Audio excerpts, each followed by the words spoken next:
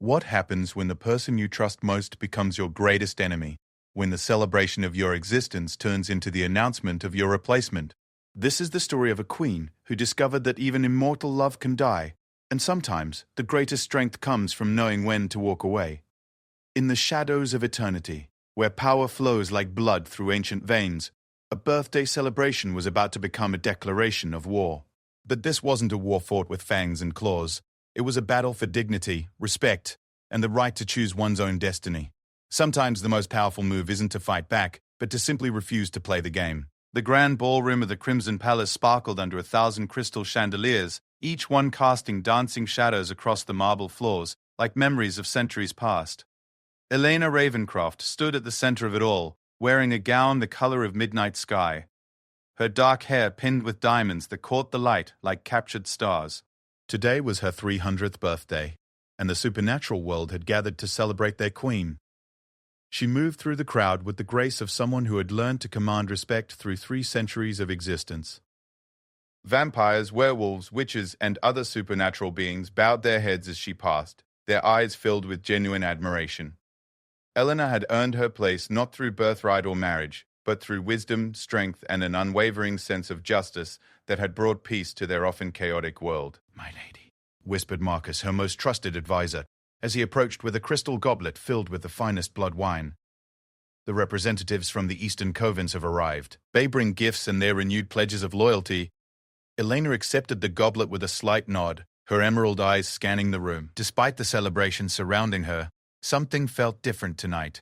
Her husband, Damon Blackthorne, the Vampire King, had been unusually distant in recent weeks. Their conversations had become formal, almost businesslike, lacking the passion and intimacy that had defined their relationship for over 2 centuries.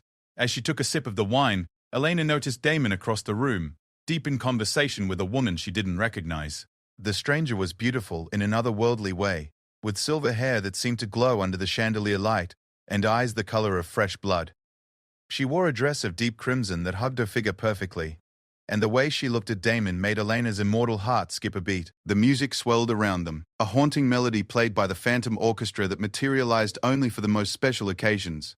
Couples began to dance, their movements fluid and hypnotic, but Elena found herself frozen in place, watching her husband laugh at something the silver-haired woman whispered in his ear. It was a laugh she hadn't heard from him in months, genuine and carefree.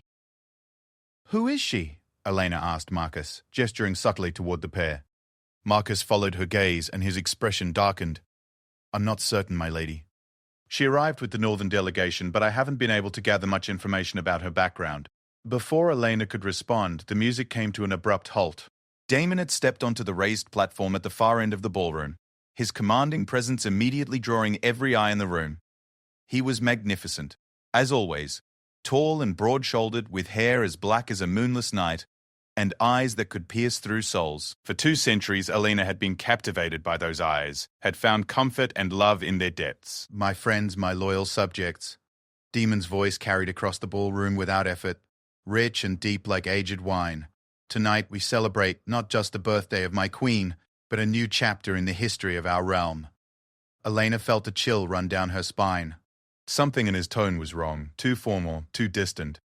She began to move toward the platform, but the crowd had grown thick around her, pressing forward to hear their king's words.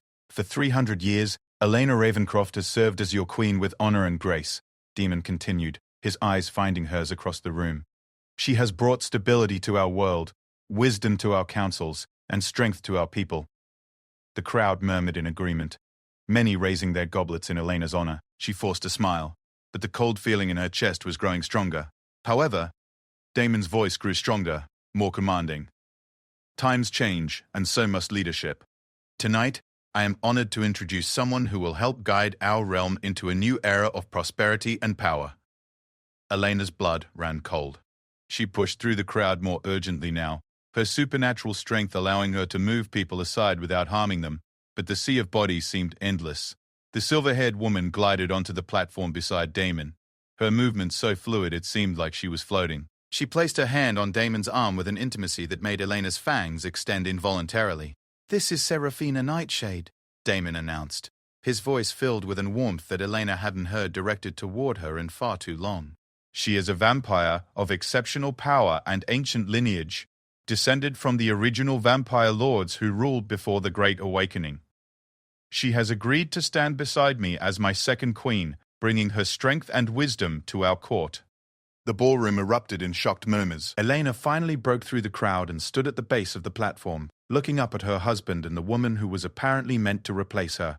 The word second echoed in her mind like a death knell. Not replacement, but addition. Somehow that felt even worse.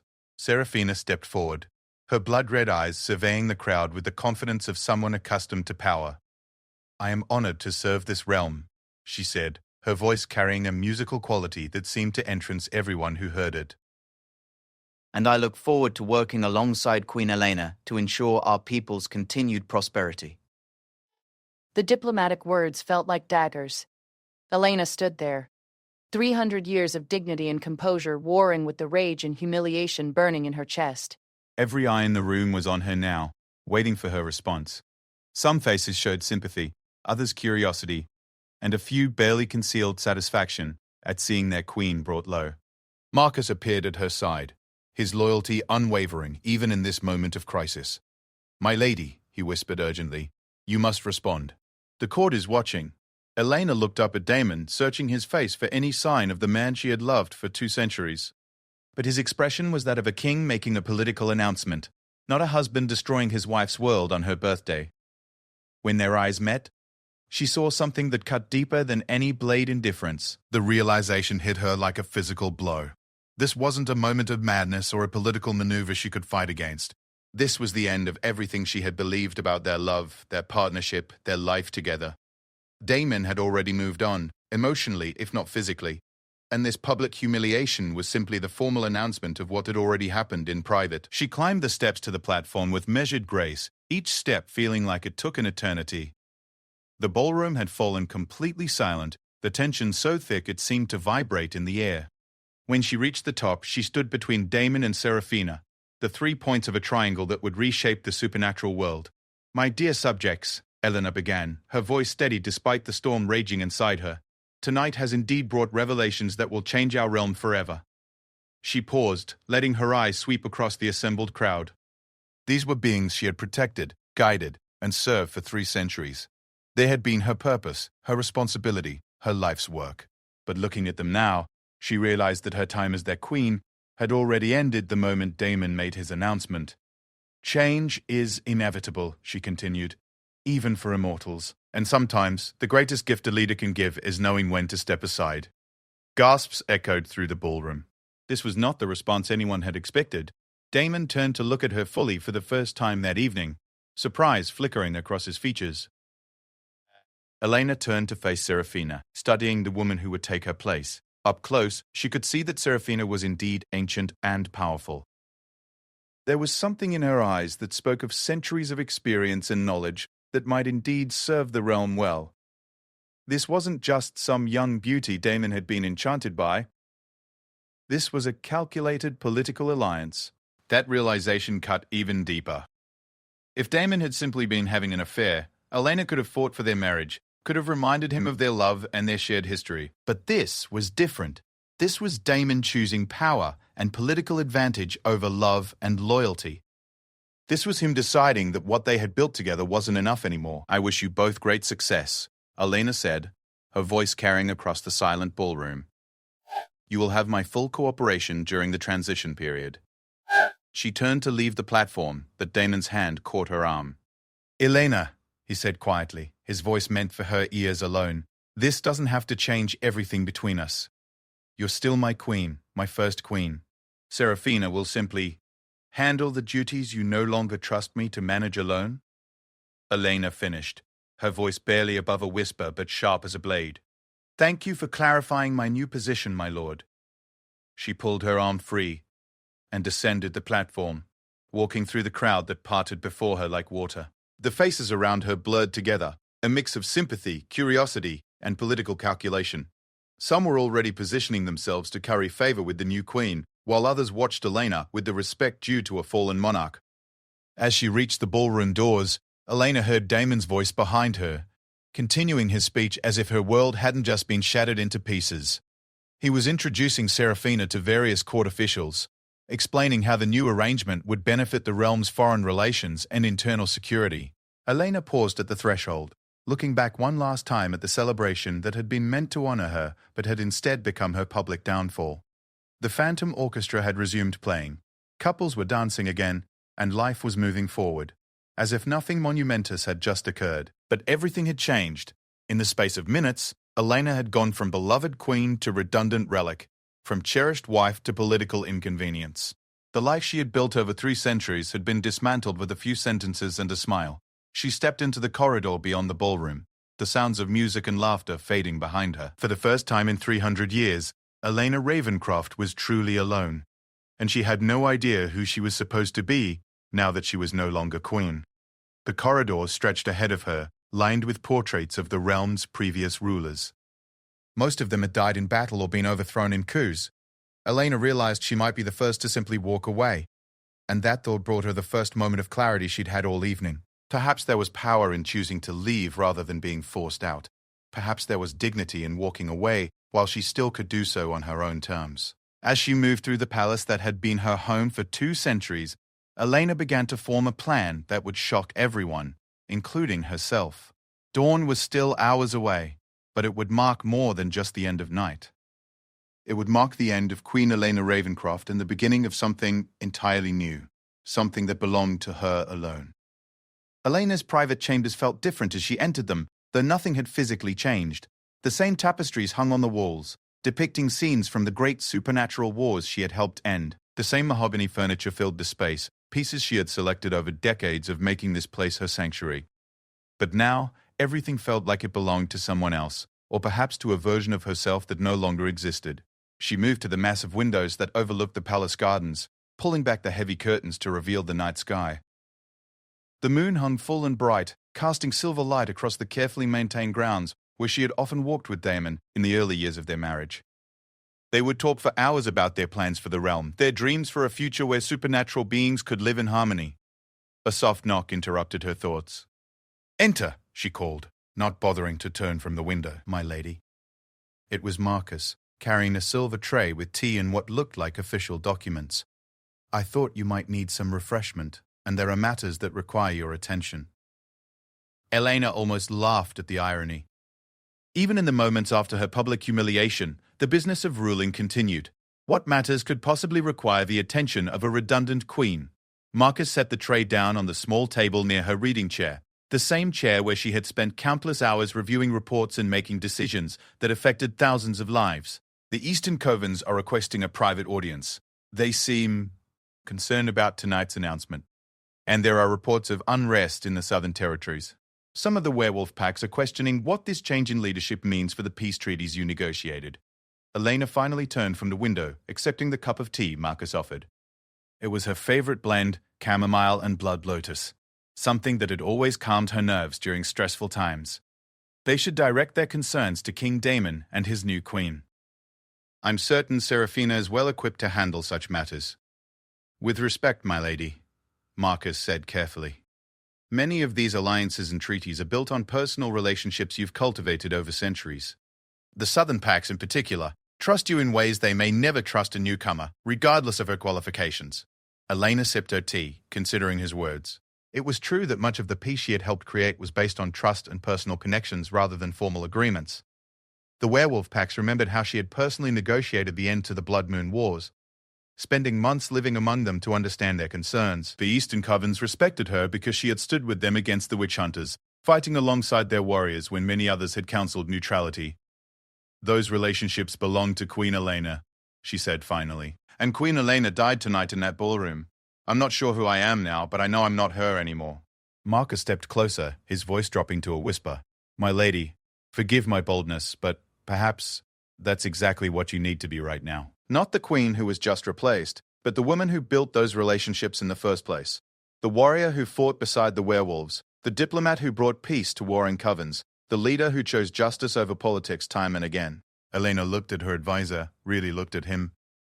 Marcus had served her for over a century, had seen her at her strongest and her most vulnerable. He was one of the few people who remembered her from before she became queen, when she was just Elena, a vampire trying to find her place in a chaotic world. "What are you suggesting?" she asked. "I'm suggesting that perhaps this isn't an ending but a beginning.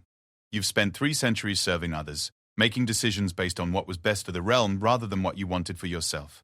Maybe it's time to remember what Elena Ravencroft wants, separate from what Queen Elena was expected to want." Before Elena could respond, another knock echoed through the chamber, more urgent this time. "Come," Elena called. A young vampire burst through the door, barely remembering to bow before speaking. "Forgive the intrusion, my lady, but there are delegations arriving from multiple territories. They're demanding to speak with you specifically, not the king. The main courtyard is filling with representatives who say they won't recognize any authority except yours."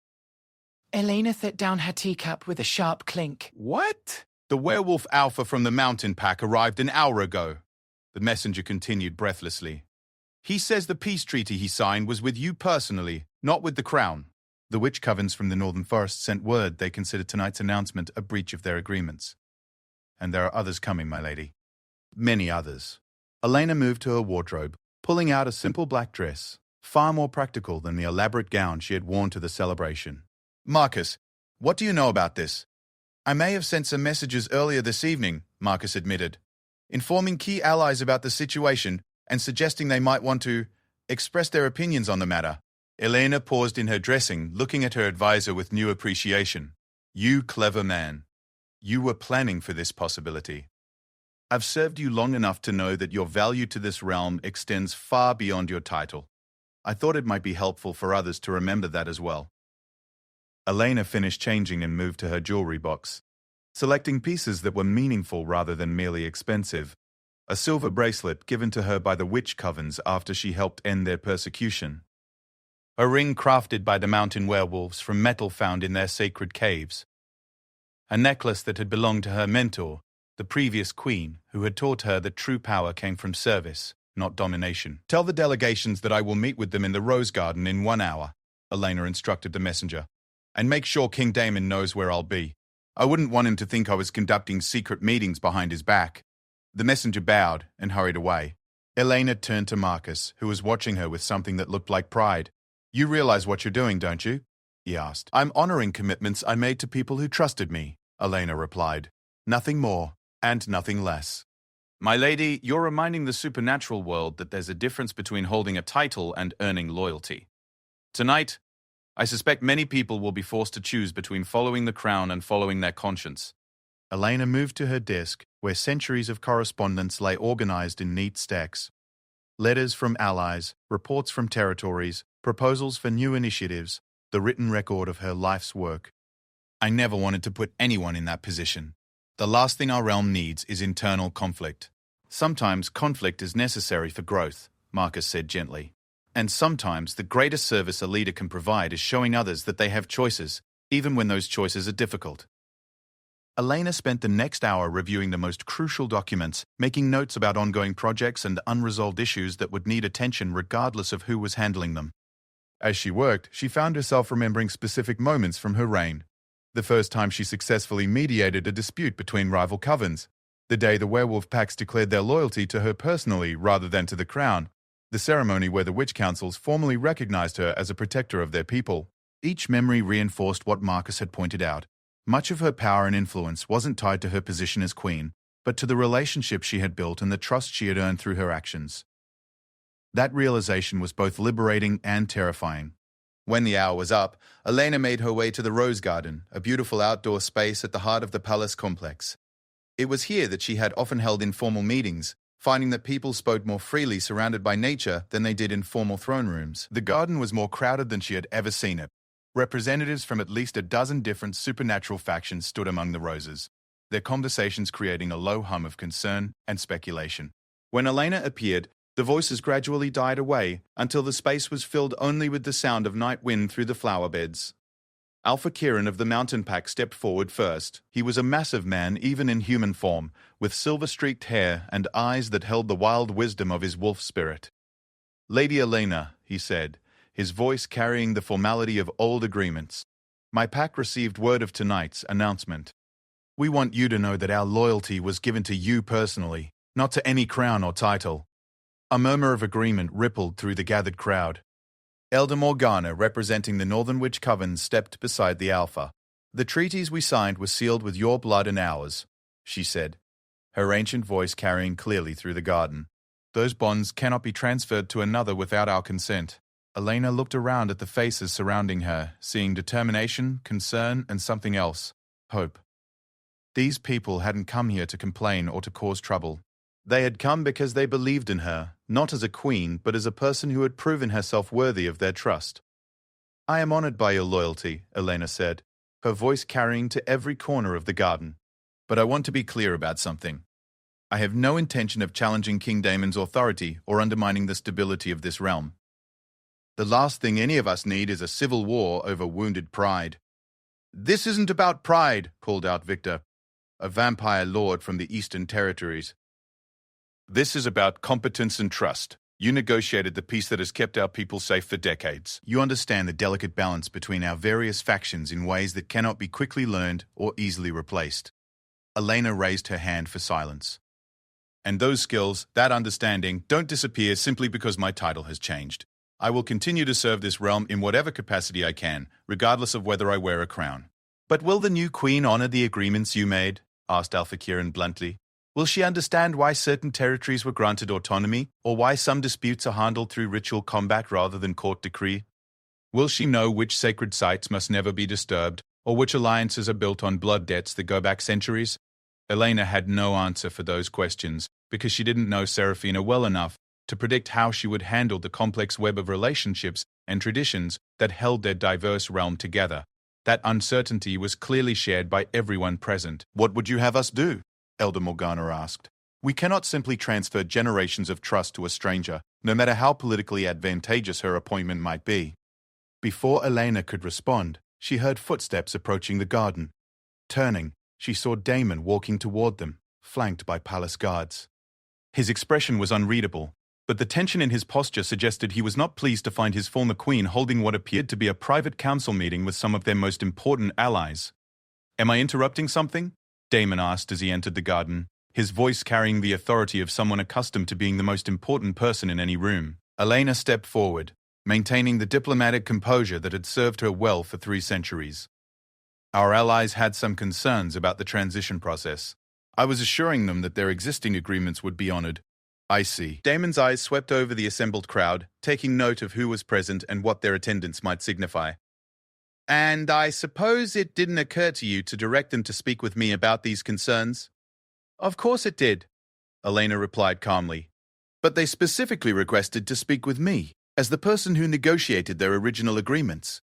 I thought it would be rude to refuse." The diplomatic dance they were performing was familiar to both of them, but it felt different now. Where once they had been partners working toward the same goals, now Elena could feel the undercurrent of suspicion and political calculation in Daemon's words. "Perhaps," Daemon said, his tone growing more formal, "it would be better if such meetings were arranged through proper channels in the future. I wouldn't want there to be any confusion about authority or jurisdiction." Elena felt the mood in the garden shift, the assembled representatives bristling at the implicit suggestion that their loyalty to her was somehow inappropriate or threatening. Alpha Kieran took a step forward, his hand moving instinctively toward the ceremonial blade he always carried. "With respect, Your Majesty," the Alpha said, his voice carrying a growl that promised danger. "Our agreements were made with Lady Elena personally. If you wish to renegotiate those agreements, you're welcome to try. But you should know that my pact considers itself bound only by the oaths we swore to her." The garden fell silent except for the whisper of wind through the roses. Elena realized that she was standing at a crossroads that would define not just her own future, but the future of the entire realm. She could step back, defer to Daemon's authority, and try to smooth over the tension that was building. Or she could stand her ground and accept the consequences of the loyalty that was being offered to her. Looking at Daemon's face, she saw something that made her decision easier. There was no surprise in his expression, no concern about the potential for conflict. Instead, there was calculation, as if he were evaluating how this situation might be used to his advantage.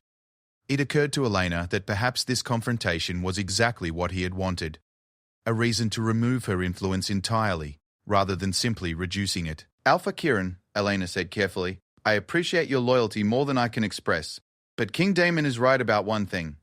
Clarity of authority is important for the stability of our realm. She could see the disappointment starting to form on the Alpha's face, but Elena wasn't finished. Therefore, she continued, I will be taking some time to consider my position and my future. During that time, I believe it would be best if I withdrew from active participation in court affairs to avoid any confusion about jurisdiction or authority. The words hung in the air like a challenge. Elena was essentially announcing her intention to step away from the palace and the formal structure of power, which would force everyone present to decide whether they would continue to seek her counsel and support through unofficial channels. Demon's eyes narrowed slightly. That sounds like a reasonable approach. Perhaps a temporary retreat from court would indeed be beneficial for everyone involved. I'm thinking of something more permanent, Elena said quietly. After 3 centuries of service, I believe I've earned the right to choose my own path. The implications of her words were clear to everyone present. Elena wasn't just talking about stepping back from court life, she was talking about leaving entirely. And if she left, the relationships and alliances she had built would likely go with her, potentially destabilizing the careful balance of power that had kept their realm peaceful for decades. Elder Morgana stepped forward, her ancient eyes flashing with understanding and approval. Where you go, Lady Elena, we will follow. Our loyalty was earned, not appointed. One by one, the other representatives voiced their agreement, each statement of loyalty another crack in the foundation of Demon's authority. Elena watched her husband's face as he realized what was happening. His attempt to strengthen his position by adding a second queen was instead driving away some of his most crucial allies. But instead of looking concerned, Damon smiled, a cold expression that reminded Elena why he had been such an effective leader in times of war. I see, he said simply. Well then, I suppose we'll all know where we stand. Elena felt a chill that had nothing to do with the night air. That smile suggested that Damon had anticipated this outcome and was prepared for it. Which meant that her decision to leave might not be the escape she was hoping for.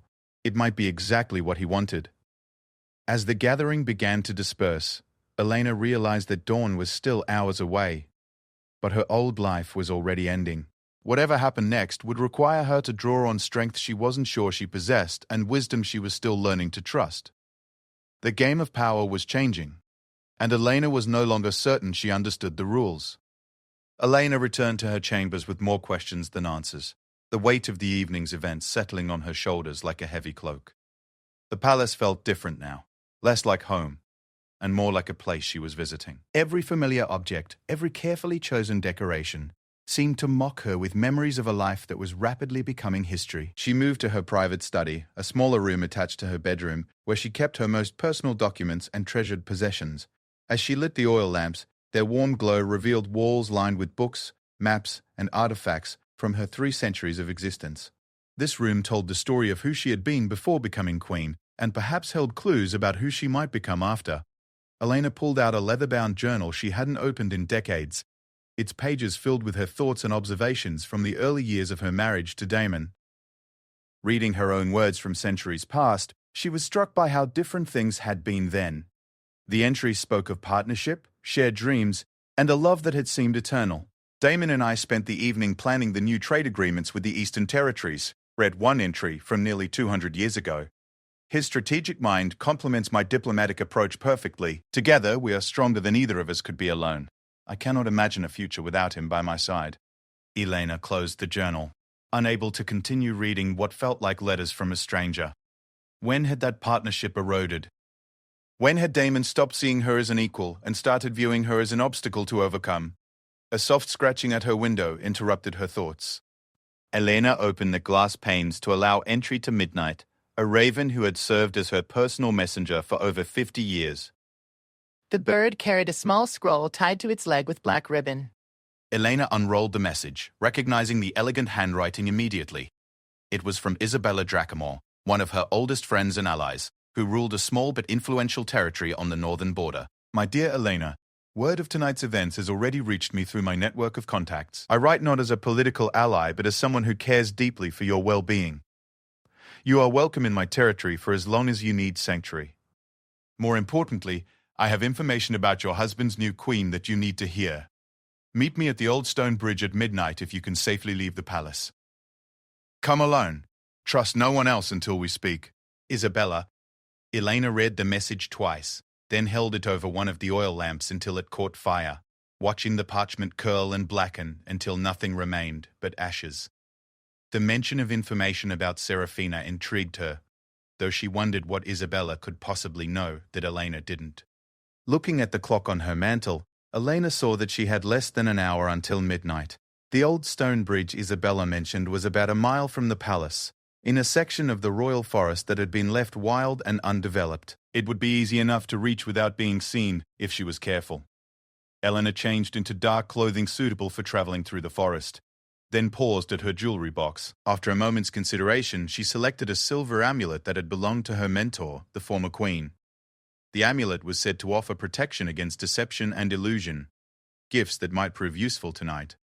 As she prepared to leave, Elena caught sight of herself in the ornate mirror that dominated one wall of her dressing area. The woman looking back at her appeared composed and regal, but Elena could see the uncertainty in her own eyes. For 3 centuries she had known exactly who she was and what was expected of her. Now, for the first time since her transformation into a vampire, she felt truly lost. The journey through the palace corridors required careful navigation.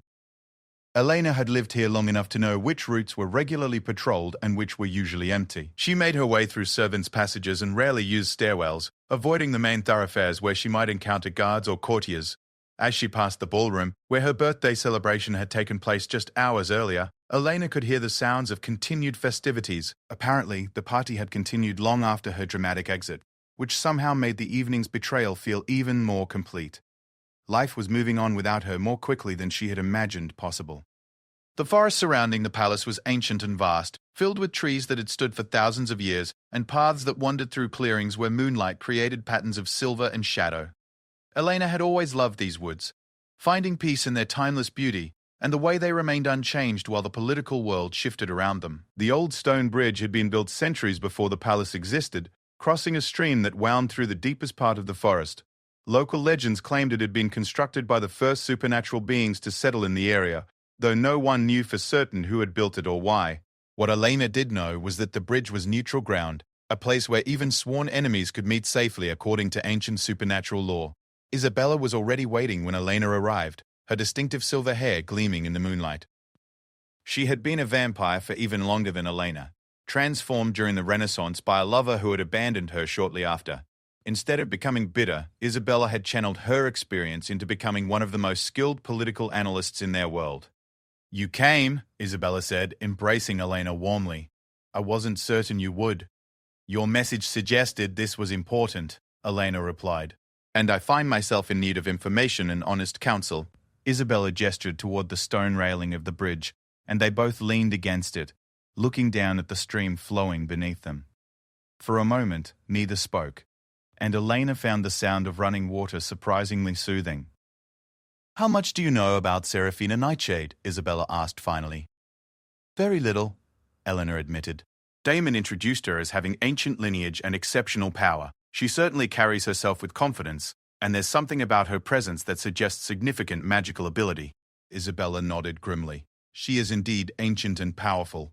What Damon didn't mention is that she's also completely ruthless, and has a history of inserting herself into existing power structures by eliminating anyone she views as a threat. Elena felt a chill that had nothing to do with the night air. "What do you mean?" "Serafina has been married 4 times over the past millennium," Isabella explained. "Each time she managed to become the wife of a powerful supernatural leader, and each time her predecessor met with an unfortunate accident within a year of her arrival." Elena's hand moved instinctively to the silver amulet at her throat. "Accidents? Oh, very carefully planned accidents. A werewolf queen who supposedly lost control during a transformation and attacked a human village, giving the local authorities reason to hunt her down. A witch leader who apparently made an error in a complex ritual and was consumed by the magic she was trying to control. A vampire lord who seemed to develop an inexplicable vulnerability to sunlight and walked into dawn one morning, leaving only ashes behind." Elena stared at her friend, the implications of these revelations sinking in slowly. "You're suggesting that Serafina murdered her previous husband's wives?" "I'm not suggesting it.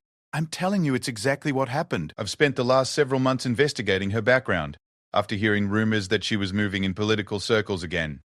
Elena, this woman doesn't just want to be a queen. She wants to be the only queen." Elena began walking along the bridge, her mind racing as she processed this information. Everything about Serafina's introduction tonight suddenly made more sense. The confident way she had surveyed the crowd, the possessive hand on Damon's arm, the diplomatic words that had felt like a challenge rather than reassurance. Why would Damon choose someone like that? Elena asked. He's not naive about political alliances or the dangers they can bring. Isabella's expression grew even more serious. That's what worries me most. Either Damon doesn't know about Serafina's history, which would make him dangerously foolish, or he does know and doesn't care, which would make him dangerously ambitious. Elena stopped walking, turning to face her friend fully. What are you saying? I'm saying that there's a third possibility you need to consider. What if Damon didn't just choose Serafina despite her dangerous reputation, but because of it? What if he's planning to use her particular skills to eliminate obstacles to his power? Elena felt the ground shift beneath her feet, not literally, but metaphorically. The idea that Damon might have deliberately brought in a woman with a history of murdering inconvenient wives suggested a level of betrayal that went far beyond infidelity or political maneuvering. That's a serious accusation, Elena said carefully. It's a serious situation, Isabella replied. Elena, I don't think tonight's announcement was the beginning of Damon's plan. I think it was the end of a process that's been going on for months, possibly longer. Think about it. Have you noticed any changes in your daily routine lately? Any new servants, different food preparers, modifications to your security arrangements? Eleanor thought back over the past few months, trying to remember if there had been any unusual changes. Now that Isabella had directed her attention to it, she did recall several small alterations that had seemed insignificant at the time. A new chef in the kitchen who specialized in blood-based cuisine. A reorganization of the guard rotation that had put several unfamiliar faces in positions where they could monitor her movements. Even Marcus had mentioned receiving new assistants who were supposedly there to help with the increased workload. There have been changes, Alina admitted slowly, but nothing that seemed threatening or unusual. The best assassinations are the ones that look like natural deaths, Isabella pointed out. And Serafina has had centuries to perfect her methods. Elena, I think you're in immediate danger. Tonight's public humiliation might have been designed to make you emotional and careless, to set you up for an accident that would clear the way for Serafina to become the sole queen. Elena's mind reeled as she considered the possibility that her birthday celebration had been planned as the beginning of her murder, rather than just her political downfall. Looking back at the evening's events through this new lens, she could see how perfectly orchestrated everything had been. The public announcement that made her position untenable, the suggestion that she might want to withdraw from court, even Damon's cold smile when the gathered representatives declared their loyalty to her. If you're right, Elena said slowly, then my decision to leave the palace might be exactly what they wanted. It removes me from whatever protections I had as queen and isolates me from potential allies. Exactly. Which is why I'm suggesting that you don't just leave the palace. I'm suggesting that you disappear entirely. Come with me tonight, to my territory, where I can guarantee your safety while we figure out how to expose what's happening. Elena looked out over the forest toward the palace, its towers visible in the distance through gaps in the trees. Somewhere in those familiar halls, Damon was probably continuing to celebrate his new political alliance, possibly planning her death with the same attention to detail he had once devoted to planning their life together. The thought filled her with a rage so pure and intense that her fangs extended involuntarily.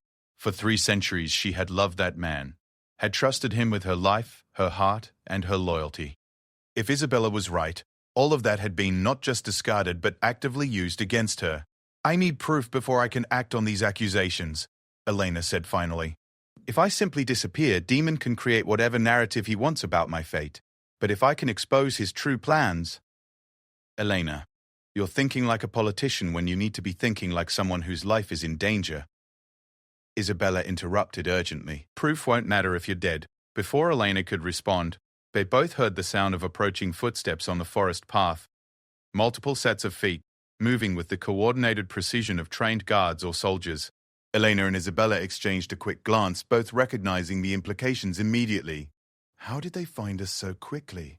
Isabella whispered. Elena touched the silver amulet at her throat, suddenly understanding. They didn't find us. They followed me, which means someone in the palace was watching my movements closely enough to track me here. The footsteps were getting closer, and through the trees, Elena could see the flicker of torchlight, moving along the path toward the bridge. There were at least 6 figures approaching, too many to fight effectively even with their supernatural strength and speed. "There's a hidden path that leads to the old watchtower," Isabella said quietly, pointing toward the far side of the bridge. "We can reach it before they get close enough to see us clearly." Eleanor hesitated for a moment, looking back toward the palace one last time. Once she disappeared into the forest with Isabella, there would be no going back to her old life. But as the approaching footsteps grew louder and she caught sight of weapons glinting in the torchlight, Elena realized that her old life was already gone. "Lead the way," she said simply. As they slipped away into the deeper shadows of the forest, Elena heard voices calling her name, voices she recognized as belonging to palace guards. But there was something in their tone that confirmed Isabella's warnings. They weren't calling to her like guards searching for their queen's safety. They were calling like hunters pursuing prey. The transformation was complete. In the space of one evening, Elena had gone from celebrated queen to hunted fugitive. But as she followed Isabella through the ancient forest, Elena felt something unexpected rising in her chest alongside the fear and anger. For the first time in centuries, she was making choices based solely on her own survival and well-being, rather than on duty and obligation to others. It was terrifying and liberating in equal measure, and it marked the beginning of a journey that would test everything she thought she knew about power, loyalty, and love. Dawn was still hours away, but Elena's old life was already disappearing behind her like smoke in the wind. What lay ahead was uncertain, dangerous, and entirely her own to determine. The hidden path Isabella led them down was treacherous, winding through dense undergrowth and over rocky terrain that would have been challenging even for creatures with supernatural agility. Ancient trees formed a canopy so thick that only scattered patches of moonlight penetrated to guide their way. But both vampires had excellent night vision and centuries of experience moving silently through darkness. As they climbed toward the old watchtower, Elena could hear the sounds of pursuit behind them, voices calling orders, the snap of breaking branches, as the search party spread out through the forest, and something else that made her blood run cold. The deep, rumbling growl of tracking hounds. Not ordinary dogs, but supernatural creatures whose enhanced senses could follow a scent trail for miles. "They're using hellhounds," Isabella whispered, pausing to listen to the distant sounds. "Daemon must really want to find you." Eleanor's mind raced as she considered the implications. Hellhounds were expensive and dangerous to control, used only when their masters needed to track prey across vast distances or through magical concealment. The fact that Daemon had deployed them suggested that this wasn't just a casual search to ensure her safety. This was a hunt with deadly intent. "How far to the watchtower?" Elena asked. "Another mile, but the path gets more difficult from here," Isabella replied. The tower was built on the highest point in this part of the forest specifically to make it hard to approach unseen. They continued climbing, both women pushing their supernatural speed to its limits while trying to remain quiet enough to avoid detection. Elena's mind kept returning to the events of the evening, analyzing every detail through the lens of Isabella's revelations. The more she thought about it, the more obvious it became that tonight's celebration had been carefully orchestrated from beginning to end. Serafina's introduction hadn't been a spontaneous decision. It had been a planned announcement that required advanced preparation. The beautiful gown she wore, the way she moved through the crowd with confidence, even her knowledge of court protocol, all suggested she had been studying the palace and its customs for weeks or months. More troubling was the realization that Marcus, her most trusted advisor, might have been feeding her information that helped her enemies track her movements. His suggestion that she meet with the gathered representatives in the Rose Garden had seemed like wise counsel at the time, but it had also provided the perfect opportunity to identify which allies might support Elena over the crown. As they reached a small clearing about halfway to the watchtower, Isabella suddenly stopped and raised her hand for silence. Elena froze, listening intently to the sounds of the forest around them. At first, she heard only the normal night sounds: wind through leaves, the distant call of a night bird, the rustle of small animals moving through the underbrush. Then she heard it, the soft whisper of fabric moving through grass, coming from their left. Someone was approaching through the trees, moving with the careful stealth of a trained assassin rather than the coordinated search pattern of the guards they had been avoiding. Isabella pointed toward a dense thicket of blackthorn bushes that would provide cover, and they both moved toward it as quietly as possible. Just as Elena slipped behind the natural barrier, a figure emerged from the trees into the moonlit clearing. It was Serafina, but she looked very different from the elegant queen who had been introduced at the celebration. Her crimson gown had been replaced by practical dark clothing suitable for forest travel, and she moved with the fluid grace of a predator hunting prey. Most unsettling of all, her beautiful features had taken on an inhuman quality, her eyes glowing with an inner fire that spoke of ancient and dangerous magic. Serafina paused in the center of the clearing, tilting her head, as if listening to sounds beyond normal hearing. When she spoke, her voice carried clearly through the still air, though Elena was certain she was speaking to someone who wasn't visible. "She was here recently," Serafina said, her musical voice now carrying an undertone that made Elena's skin crawl. "The scent is strong, mixed with fear and anger. Delicious emotions." A second voice responded, though Elena couldn't see its owner. The words seemed to come from the shadows themselves, a whisper that bypassed the ears and spoke directly to the mind. "The trail leads toward the old tower, mistress. Shall we continue the pursuit?" "Oh, yes," Serafina purred, her inhuman eyes scanning the trees around the clearing as if she could see through their concealment. "But slowly, carefully. I want her to reach the tower and think she's found safety before we close the trap." Fear tastes so much better when it's mixed with the bitter realization that escape was always an illusion. Elena felt Isabella's hand grasp hers, squeezing tightly in warning or comfort. They remained perfectly still as Serafina continued her conversation with the invisible presence. "What of the king's orders?" the shadow voice asked. "He specified that the death should appear accidental." Serafina laughed, a sound like silver bells mixed with breaking glass. "Damon worries too much about appearances. Once Elena is dead, who will question the story we tell? Her allies will be too busy dealing with their own unfortunate accidents to investigate too closely." Elena's blood turned to ice as the implications of those words sank in. This wasn't just about eliminating her. Serafina was planning to murder anyone who had shown loyalty to Elena, starting with the representatives who had gathered in the Rose Garden. "The Alpha and the Witch Elder?" the shadow voice inquired. "Already being handled by other teams," Serafina confirmed.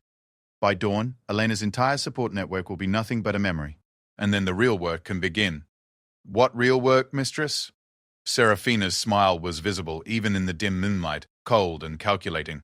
"Reshaping this realm into something worthy of our true potential. Damon thinks he's using me to consolidate his power, but he's really just a stepping stone to something much grander.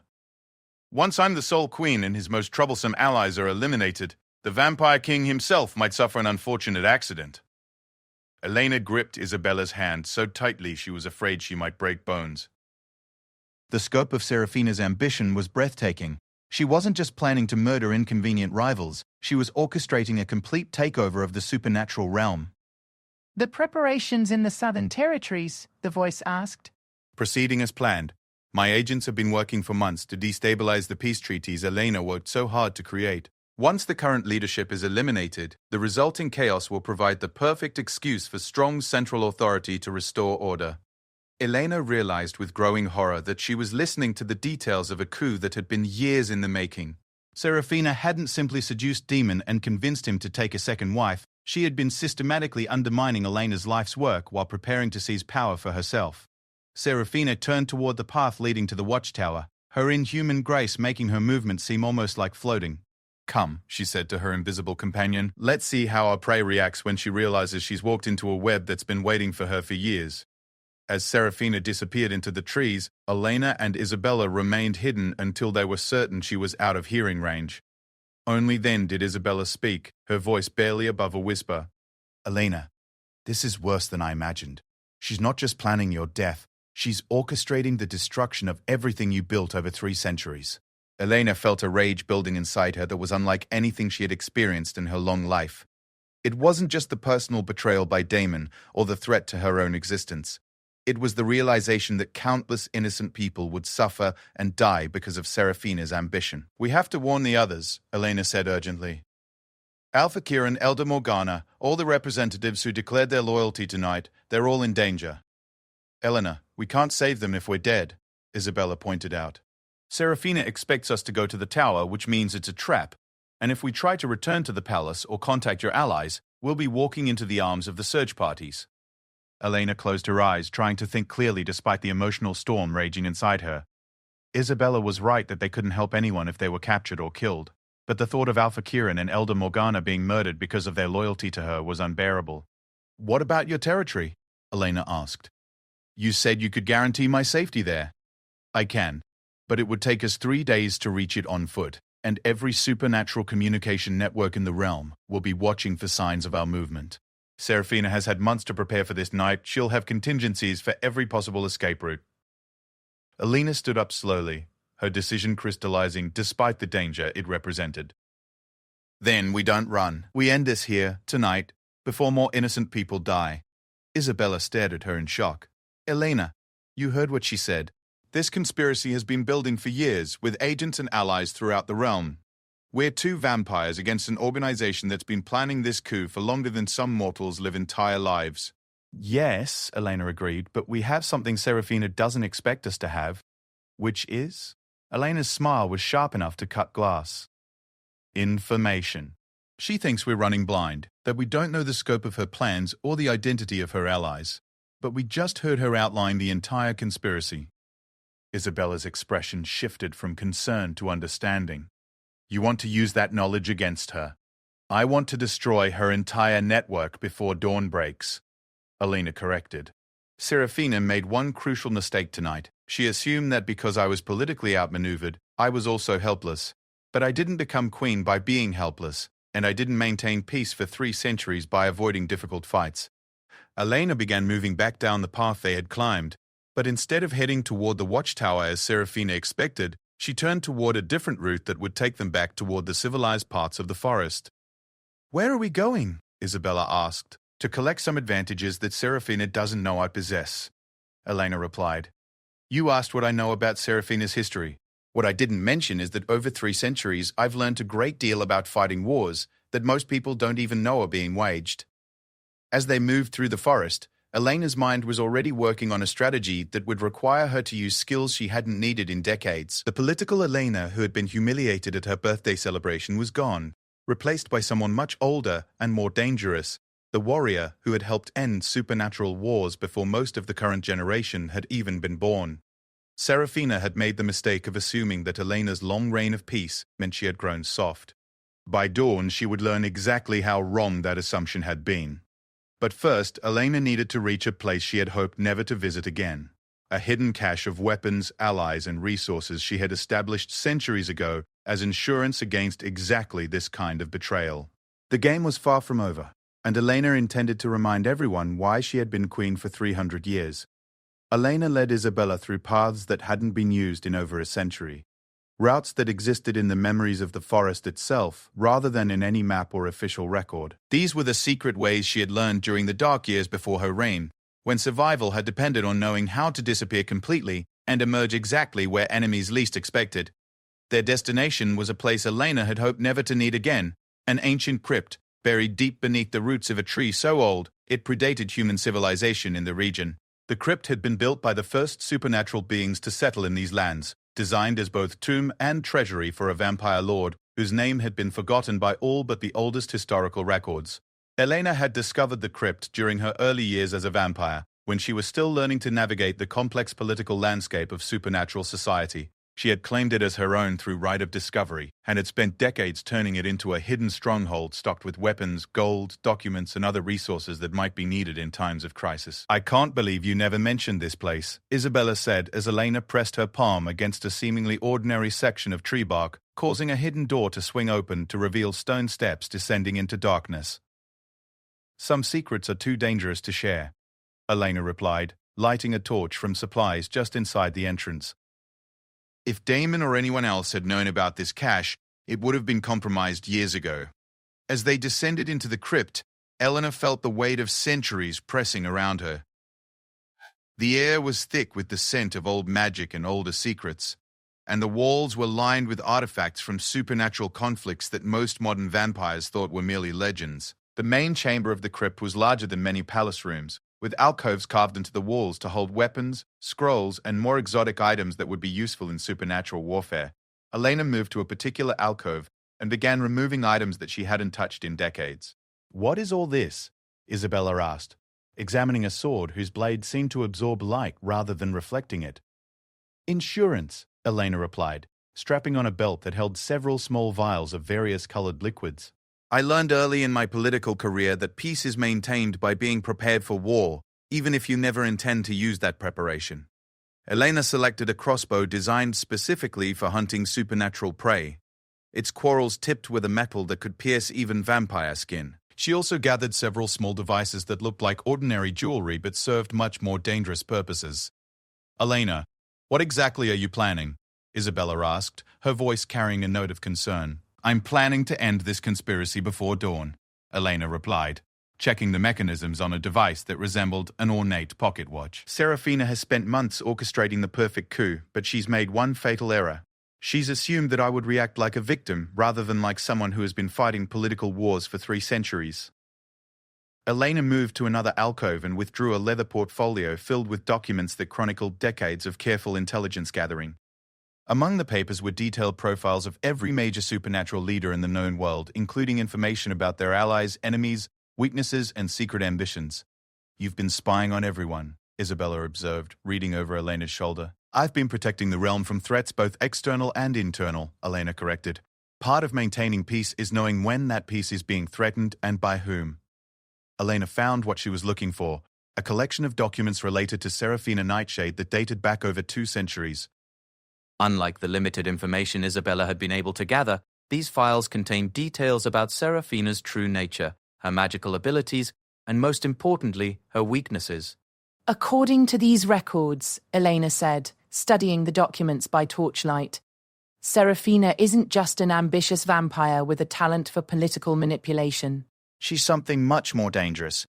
A creature that feeds on fear and despair as much as blood. Isabella looked at the documents, her expression growing more concerned as she read. This says she's part succubus, part vampire, and part something that doesn't have a name in any known language, which explains her unusual abilities and her particular interest in causing suffering before she kills, Elena noted. But it also reveals a weakness that we can exploit. Elena pointed to a particular passage in the ancient text. Creatures like Serafina draw their power from the emotions of others, but that connection works both ways. If we can turn her own network against her, force her allies to feel fear and despair instead of confidence and loyalty, we can weaken her significantly. How do we do that? Isabella asked. Elena smiled, and for the first time that evening, it was a genuinely predatory expression. We give her exactly what she wants, a direct confrontation where she thinks she has all the advantages. But instead of being the helpless victim she expects, I'll be something she hasn't prepared for. Elena gathered the last of the items she needed, including a small crystal pendant that pulsed with its own inner light. This will protect me from most forms of magical manipulation, she explained, hanging the pendant around her neck. And this, she added, selecting a ring set with a dark stone, will allow me to communicate with allies across great distances without using conventional methods that could be intercepted. As they prepared to leave the crypt, Elena took one last look around the chamber that had served as her ultimate contingency plan for over 2 centuries. She had always hoped never to need these resources, but she was grateful to her younger self for having the foresight to prepare for exactly this kind of betrayal. Where do we go now? Isabella asked as they climbed back toward the surface. We're going to split up, Elena replied. I need you to use your contacts to warn as many of our allies as possible about the immediate danger they're in. Don't try to save everyone. Focus on the ones who have the best chance of survival and can help coordinate resistance against Serafina's agents. And what will you be doing? I'm going back to the palace, Elena said simply. Isabella stopped climbing, staring at Elena in shock. That's suicide. You heard Serafina. She's expecting you to run, and she has teams positioned to handle any scenario. She's expecting the Elena who was publicly humiliated at her birthday celebration, Elena corrected. She's not expecting the Elena who helped win the Blood Moon Wars, or who negotiated peace through superior understanding of her enemy's weaknesses. Elena sealed the entrance to the crypt behind them, making sure no trace remained of their visit. The tree's bark reformed seamlessly, hiding the door once again from anyone who didn't know exactly where to look. Isabella, I need you to trust me on this. Serafina's entire plan depends on chaos and confusion, on isolating her enemies and defeating them one by one. If I can force her into a direct confrontation before her network is fully activated, I can disrupt the entire conspiracy. Isabella looked at her oldest friend, seeing something in Elena's expression that reminded her why this woman had been able to maintain peace in their chaotic world for 3 centuries. What do you need me to do? Elena handed Isabella one of the communication rings. Contact every major supernatural leader who isn't already compromised and tell them that Queen Elena requests their immediate assistance in exposing a conspiracy against the crown. Don't explain the details over magical communication. Just tell them to watch for my signal. What signal? Elena's smile was sharp and full of promise. They'll know it when they see it. As Isabella disappeared into the forest to begin her mission, Elena turned back toward the palace, but she didn't take the direct route. Instead, she circled around to approach from an unexpected direction, using her intimate knowledge of the palace grounds to avoid the search parties that were still hunting for her in the woods.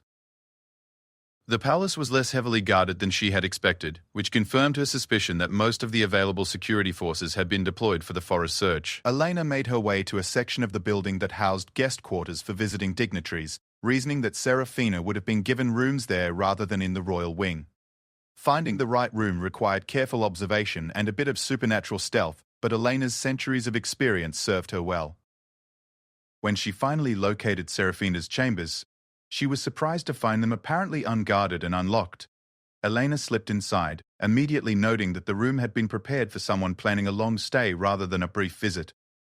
Personal belongings were arranged as if Serafina had been living here for weeks, and there were maps and documents spread across a desk that suggested extensive advanced planning. More telling were the magical implements arranged on a side table, artifacts that would be used for communication, scrying, and what appeared to be some form of spiritual binding. Elena recognized several of the items from her studies of dangerous magical practices, including a mirror that could be used to spy on people from great distances. Elena was examining the contents of Serafina's desk when she heard footsteps in the corridor outside. Moving quickly but silently, she positioned herself behind a tapestry that would conceal her from anyone entering the room. The door opened to admit Serafina, but she wasn't alone. Damon accompanied her, and Elena felt her heart clench as she saw how comfortable and intimate they appeared together. This wasn't a new alliance formed for political convenience. This was a relationship that had been building for some time. "The search teams haven't found any trace of her since the bridge," Serafina was saying as she moved to the desk. "She's either better at hiding than we anticipated, or she had help we didn't know about." "Elena has always been resourceful," Damon replied, and Elena was struck by how casual his tone was when discussing what he clearly believed would be her murder. "But she's also been sheltered by 3 centuries of peace. She's not prepared for the kind of conflict you specialize in." Serafina laughed, the musical sound Elena had once found pleasant, now seeming sinister. "Oh, my dear Damon, you have no idea what I specialize in. Elena is the least of our concerns now that the real work is beginning." Elena watched through a gap in the tapestry as Serafina moved to the magical implements on the side table. She began arranging them in a pattern that Elena recognized from her studies of binding rituals, magic designed to control another person's will and actions. "Is this really necessary?" Damon asked, though his tone suggested curiosity rather than objection. "Did you really think I would be content to share power with you indefinitely?" Serafina replied, her voice taking on the inhuman quality Elena had heard in the forest. "You've served your purpose, helped me gain access to the palace, and eliminate the most immediate obstacles to my plans. But now it's time for you to serve a different role." Elena saw Damon's expression change as he realized what Serafina was suggesting, but before he could react, she spoke a word in a language that predated human civilization. The magical implements on the table flared with dark light, and Damon froze as if paralyzed. "Don't worry," Serafina said, moving closer to the motionless vampire king. "You'll still be king, technically. You'll just be a king who does exactly what I tell him to do, when I tell him to do it. Much more convenient for everyone involved." Elena realized she was witnessing the final stage of Serafina's coup, the moment when she gained complete control over the supernatural realm by enslaving its most powerful leader. She also realized that she had perhaps minutes before the binding ritual was complete and Damon became Serafina's puppet permanently. Elena stepped out from behind the tapestry, the crossbow she had taken from her cache already loaded, and aimed at Serafina's heart. "I'm afraid I can't allow that to happen." Serafina spun around, her inhuman eyes flaring with surprise and rage. "How did you really think 3 centuries of ruling would leave me unprepared for betrayal?" Elena interrupted. "The only question now is whether you're going to release Demon and surrender peacefully, or whether this ends with your death." Serafina's surprise quickly transformed into amusement. "Oh, Elena, you poor, naive creature. Do you think a simple crossbow is going to stop me? Do you have any idea what I really am? Elena's smile was cold and confident. I know exactly what you are, Seraphina Nightshade. Part succubus, part vampire, part demon from the void realms. I also know your weaknesses, your true name, and the specific combination of materials needed to kill something like you. Elena held up the crossbow, allowing Seraphina to see that the quarrel wasn't made of ordinary wood or metal. Cold iron from the heart of a fallen star, blessed by 3 different religious traditions, and coated with the tears of someone who loved you and was betrayed. Turns out your previous husbands kept excellent records. For the first time since Elena had encountered her, Seraphina looked genuinely afraid. You're bluffing. You couldn't have gathered those materials in a single night. You're right, Elena agreed. I gathered them over the course of several decades after I became suspicious about the unusual number of supernatural leaders' wives who seemed to die in convenient accidents. I've been watching you for longer than you've been watching me. Elena could see Seraphina calculating her options, weighing the possibility of completing her binding ritual against the need to defend herself from Elena's threat. But before either woman could act, the palace bells began ringing in the specific pattern that signaled a general emergency. Through the windows, Elena could see lights appearing throughout the city as the supernatural community responded to whatever signal Isabella had managed to send. The sound of approaching footsteps in the corridor suggested that palace guards were finally returning from their futile forest search. It seems your conspiracy has been exposed, Elena observed. The only question now is whether you want to die here as a traitor or face trial as one. Seraphina's laugh was harsh and bitter. You think this ends anything? I have agents throughout the realm, my dear Elena. Kill me, and you'll only make them martyrs to a cause that will survive long after both of us are dust. Perhaps, Elena agreed, but martyrs to a failed cause are much less dangerous than conspirators with a living leader. Elena's finger tightened on the crossbow trigger, but before she could fire, Damon suddenly moved. The binding ritual hadn't been completed, and the magical paralysis had worn off just enough for him to break free. Seraphina, he shouted, lunging toward the woman who had been about to enslave him. Elena had a split second to decide whether to shoot Seraphina or let Damon handle the confrontation himself. In that moment of hesitation, Seraphina spoke another word in the ancient language, and the room filled with shadows so thick they seemed solid. When the darkness cleared, Seraphina was gone, leaving only the scent of sulfur and the sound of breaking glass from the window she had apparently used to escape. Damon stood in the center of the room, looking confused and angry, while Elena still held the loaded crossbow. Elena, Damon said slowly, his voice filled with an emotion she couldn't quite identify. Save it, Elena interrupted, lowering the crossbow but not setting it aside. You chose your alliance, Damon. You don't get to pretend otherwise now that it's proven inconvenient. The palace bells continued ringing, and Elena could hear voices in the corridor growing louder as guards and courtiers responded to the emergency signal. Within minutes, this room would be full of people demanding explanations and making accusations. Elena moved to the window Seraphina had used to escape, looking out at the lightening sky. Dawn was approaching, and with it, the deadline she had set for herself hours earlier. You're leaving, Damon said, and this time, Elena could identify the emotion in his voice. It was regret, perhaps even loss, but it was far too little and much too